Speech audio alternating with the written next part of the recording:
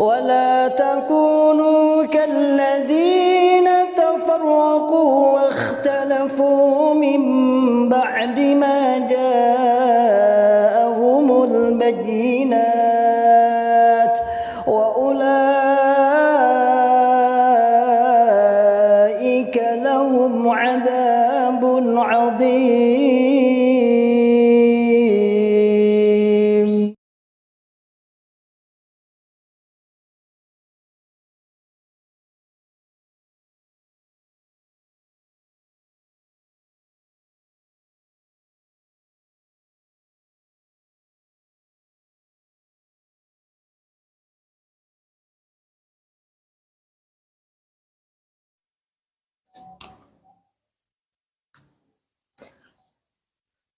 Bismillahirrahmanirrahim.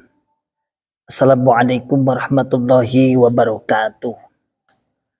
Alhamdulillahirabbil alamin. Alhamdulillahi wa kafa wa sallallahu wasallam ala rasulillahil mustafa. Asyhadu an la ilaha illallah wahdahu la syarikalah wa asyhadu anna Muhammadan abduhu wa rasuluhu sallallahu alaihi wasallam wa ala alihi wa ashabihi wa man tabi'ahum bi ihsanin ila yaumiddin wa ba'd. Ma'asyiral muslimin hafizakumullah ta'ala. Alhamdulillahirabbil alamin. Kita mengucapkan kalimat syukur kepada Allah yang senantiasa memberikan kepada kita semua nikmat. Hidayatul Islam, nikmat hidayatul iman, nikmat sehat wal afiat, aman fi amanillah wa fi barakatillah, nikmat semangat, ya'muruna bil ma'ruf wa yanhauna 'anil munkar, ulaika humul muflihun, membuka akal sehat, membuka akal waras, dan membuka akal selamat kepada saudara tua kita yang ada di dalam Islam Jamaah Cokam 354. Ma'asyiral muslimin hafizakumullah ta'ala, tidak ada kata berhenti dalam rangka untuk menyadarkan, membongkar, membuka, menyadarkan aja kesesatan Islam Jamaah yang terus-menerus dilakukan, terus-menerus ditancapkan setiap hari terhadap jamaahnya di ratusan ribu, bahkan di angka mungkin jutaan, 1 sampai 2 juta jamaahnya. Hal ini kita lakukan karena memang kita mantan. Hal ini kita lakukan memang karena kita ingin berniat untuk menyadarkan, karena kita pernah di dalam berpuluh-puluh tahun, bukan hanya menjadi pengikut setia, namun juga kita dulu termasuk orang-orang yang getol, orang-orang yang semangat, orang-orang yang ikut membongkar, berjuang untuk mengembangkan, membesarkan Islam Jamaah tersebut. Ada sebuah rekaman. Nah, sebuah rekaman ini rekaman notulen. Ini bocoran monotulen sih. Yaitu kita dengarkan aja, walaupun tidak begitu keras, tapi inti poinnya sudah kita bisa tangkap lah. Yaitu silahkan kita dengarkan. Tafadhol. Kita jarang disampaikan ini. Bapak Kiai Haji Nur Hasan itu adalah orang yang tidak gengsian. Beliau pernah diajak debat oleh Pak Kiai menggunakan bahasa Arab. Saat debat beliau malah menggunakan bahasa Jawa, tapi nyambung atau pas. Lalu diolok-olok oleh Kiai luar. Lah kok Kiai nggak bisa bahasa Arab? Kemudian murid-muridnya Bapak Nur Hasan ngomong kepada Pak Nur Hasan, "Bang, kenapa mereka kok tidak dengan jawab menggunakan bahasa Arab?" Kata Bapak Kiai Nur Hasan, "Nek tak jawab dari bahasa Arab, debatnya orang mari. Mergo agama iku ora didebat tapi dilakoni, digoleki sing bener."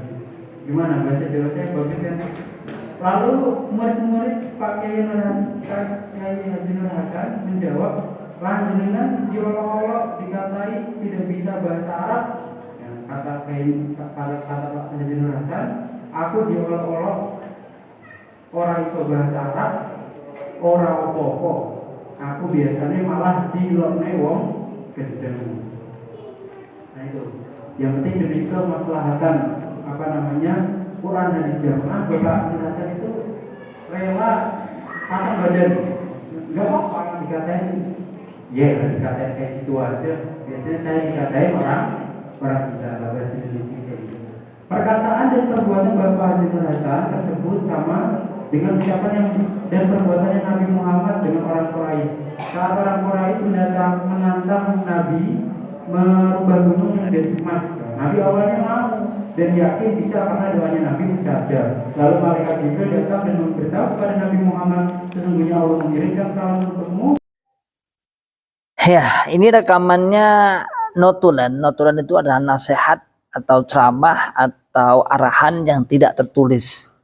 Biasanya bersamaan dengan penyampaian teks Bapak Imam, namun ini tidak tertulis, hanya lesan, tapi oleh daerah-daerah, oleh para pengurus-pengurus di daerah-daerah ditulis, sehingga disebut dengan notulen, atau kalau dalam bahasa Jawa Timur atau di Lamongan namanya oleh-oleh daerahan. Tapi kalau di sini biasanya disebut dengan notulen. Di situ ada sebuah cerita menceritakan seorang bahwa Pak Nur Hasan itu ditantang debat. Pak Nur Hasan ditantang debat seorang kiai menggunakan bahasa Arab. Tapi Pak Nur Hasan enggan menggunakan bahasa Arab agar menghindari berdebat dengan orang luar.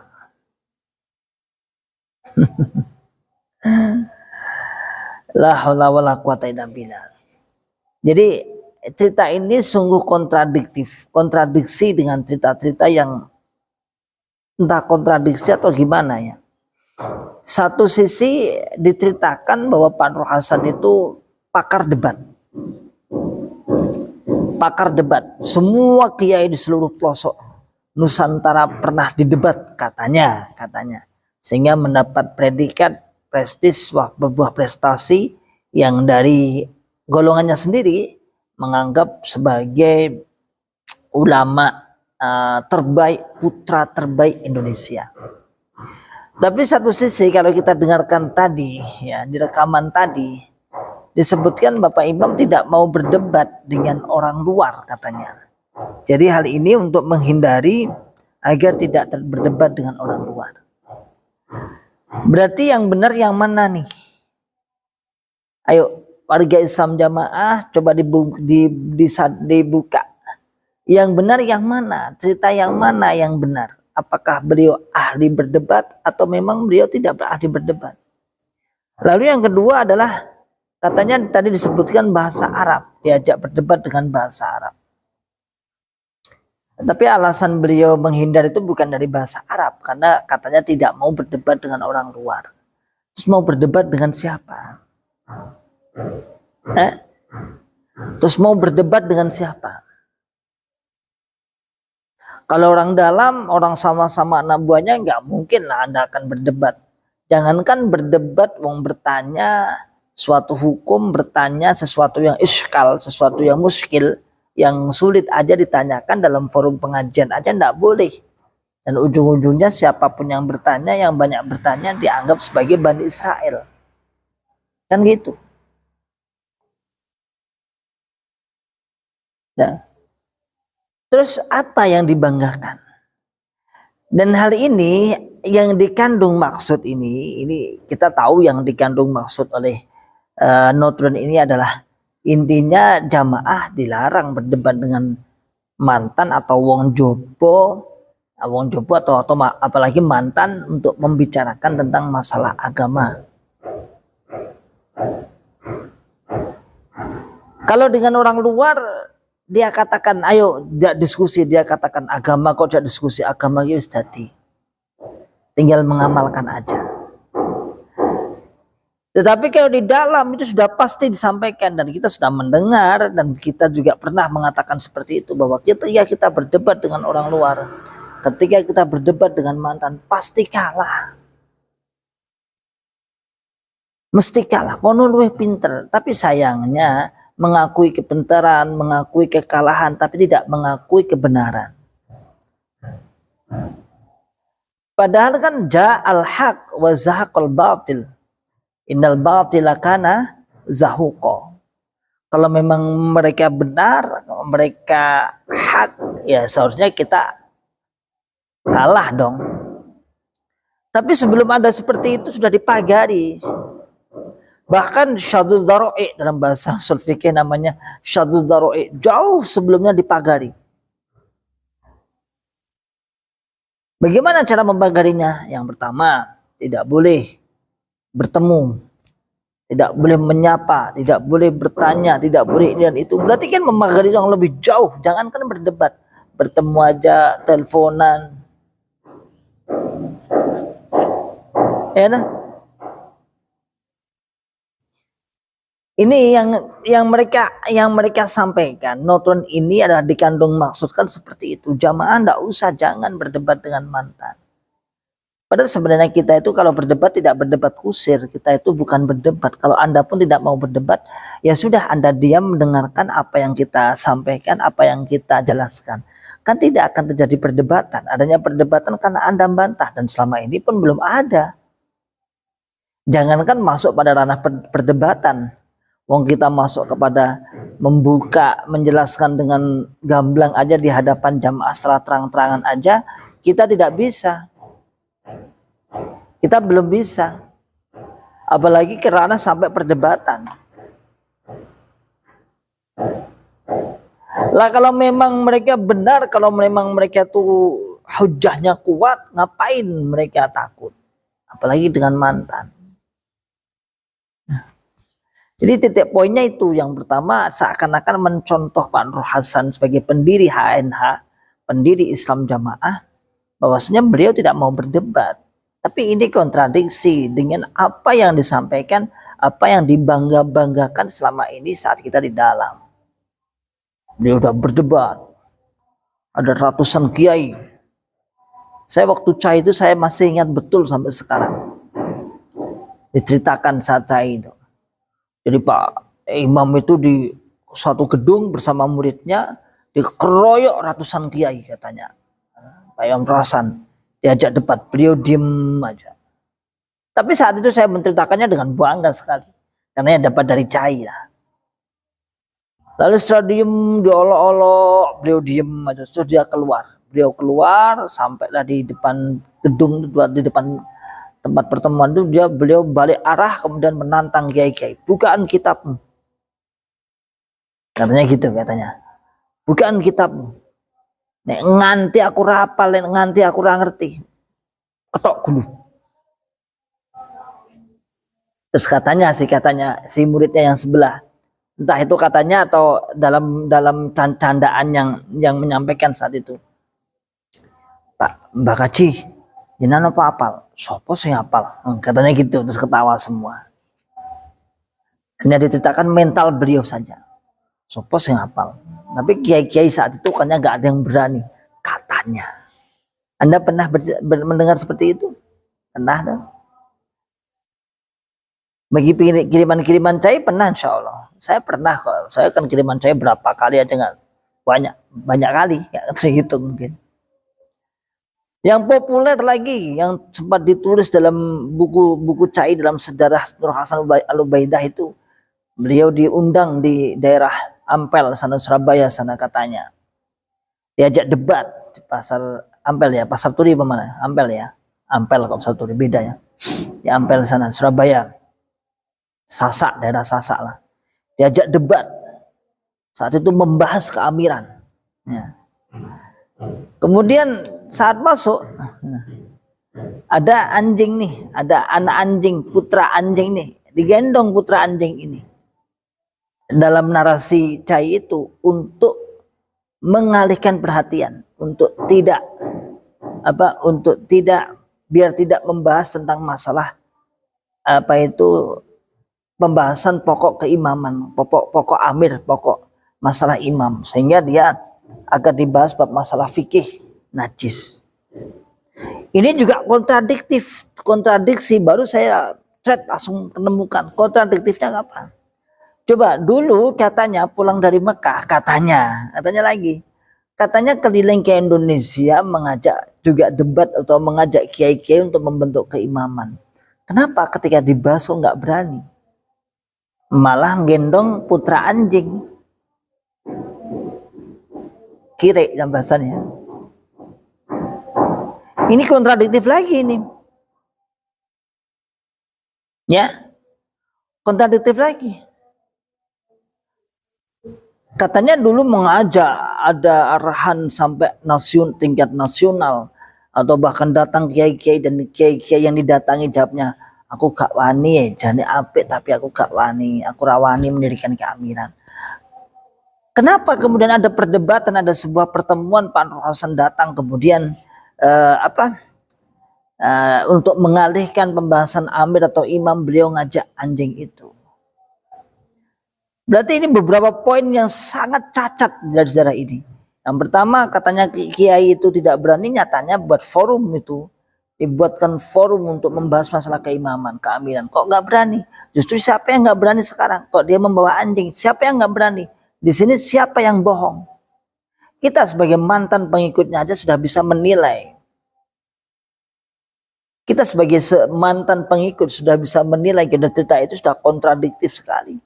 Karena ceritanya itu nggak nyambung semua, ceritanya itu saling tumpang tindih, kalau searah sih nggak apa-apa, saling bertolak belakang lah gitu bahasanya, bertolak belakang. Ya. Pertama tadi katanya jago debat, tapi katanya ini apa tadi? Tidak mau debat dengan orang luar, katanya dia jago debat. Masih sama sih, narasinya sama.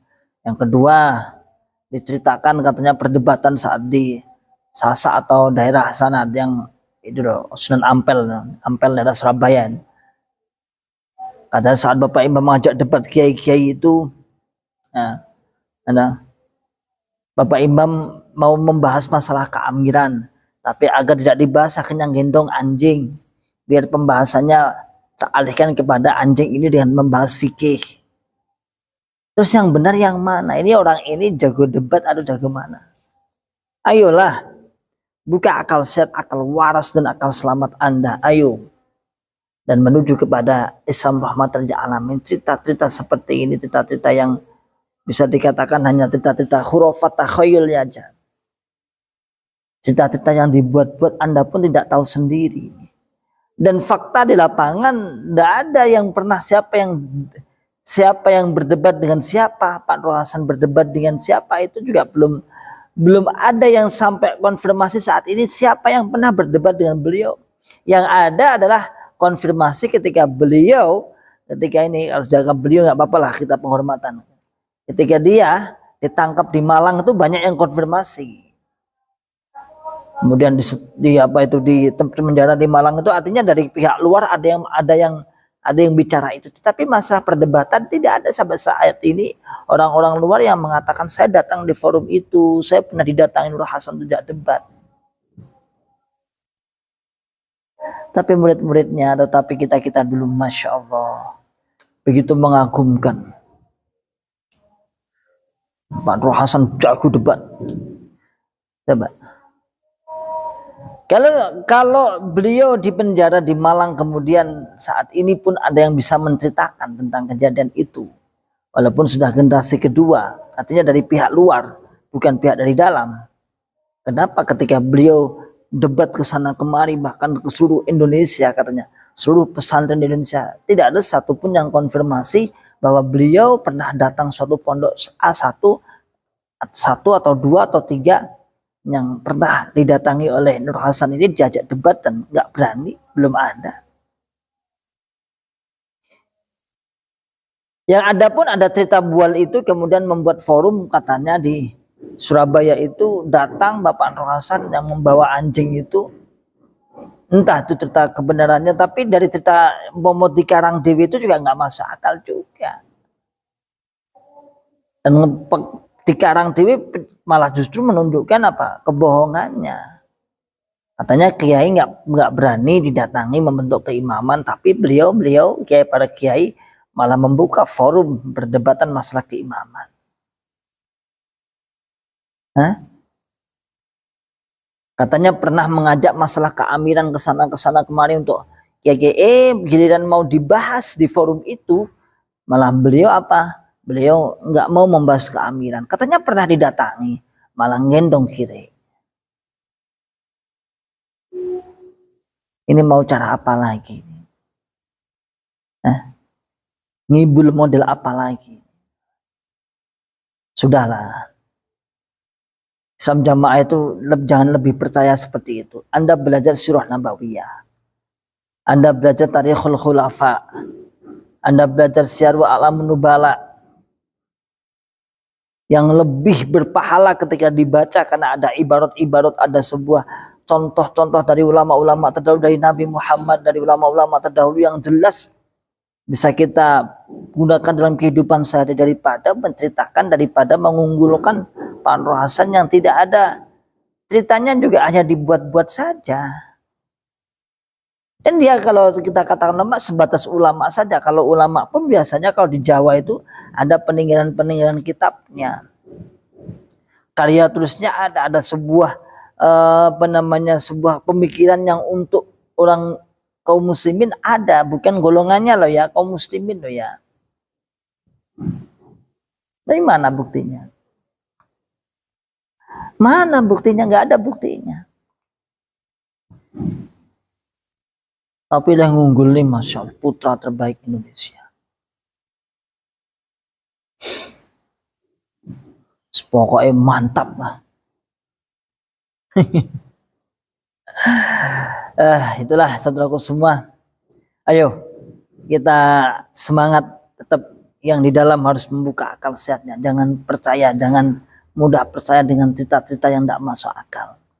Lebih baik Anda membaca buku-buku, membaca Sirah Nabawiyah, membaca Qasasul Anbiya yang jelas-jelas itu cerita-cerita yang bersanad, yang jelas bisa dipertanggungjawabkan, daripada membaca cerita-cerita atau mendengar cerita-cerita pendiri Islam Jamaah yang hanya ditonjolkan karena kanuragannya, kesaktiannya, ada ditonjolkan masalah keilmuannya, ujung-ujungnya tidak bersanad dan bingung sanadnya di mana.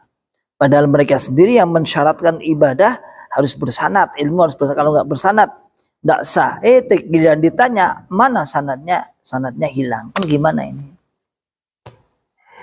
Oke, demikian saudaraku semua. Salam akal sehat, salam akal waras, dan salam akal selamat. Wa akhiru da'wana alhamdulillahirabbil alamin. Assalamualaikum warahmatullahi wabarakatuh. ولا تكونوا كالذين تفرقوا واختلفوا من بعد ما جاءهم البينات وأولئك لهم عذاب عظيم.